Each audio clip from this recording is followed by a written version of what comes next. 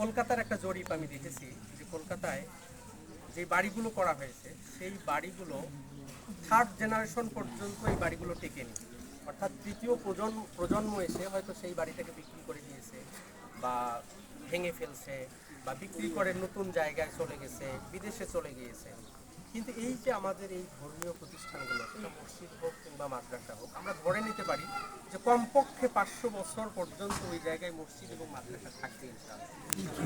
আমাদের যে বাড়িগুলো আছে সেগুলো যে কোনোভাবে সেটা ধ্বংস হয়ে যেতে পারে, আপনার আমার সন্তান বিক্রি করে দিতে পারে, কিন্তু এই প্রতিষ্ঠানগুলো নিঃসন্দেহে এটি 500 বছর পর্যন্ত আপনার আমার সদকায়ে জারিয়ার একটা মাধ্যম হতে পারে। এই জন্য এই ধরনের কল্যাণমূলক কাজে আমাদের সকলেরই সম্পৃক্ত থাকা উচিত।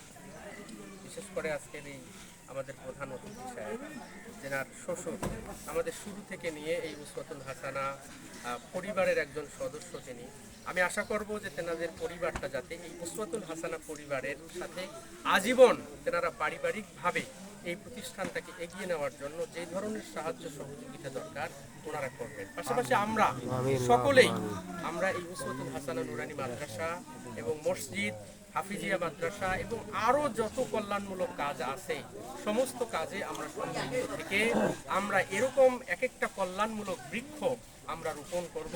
আল্লাহ আমাদের সকলকে এই তৌফিক দান করুন।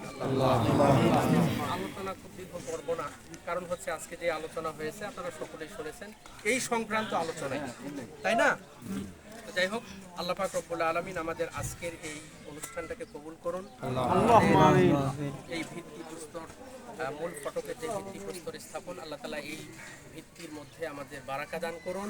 আমরা সকলেই দোয়া করি আল্লাহ যেন এই উসওয়াতুল হাসানাকে একটি ইলম প্রচারের একটি কেন্দ্র হিসাবে আল্লাহ তাআলা কবুল করেন। আমাদের সকলের সুস্বাস্থ্য এবং সকলের ইমানের সাথে এই পৃথিবী থেকে বিদায় নেওয়ার বিষয়টা আল্লাহর কাছে আবেদন করে আমি আমার আলোচনা শেষ করছি। আসসালামু আলাইকুম ওয়া রাহমাতুল্লাহি ওয়া বারাকাতুহু। আপনি কিছু বলবেন? ভাই কিছু নাম সে হবে প্রধান সব ভাই বলে ভাই আপনি দেন হুজুর। আসেন মুরব্বিরা, আপনারা সবাই যারা আছেন তারা একটু সামনে আসেন।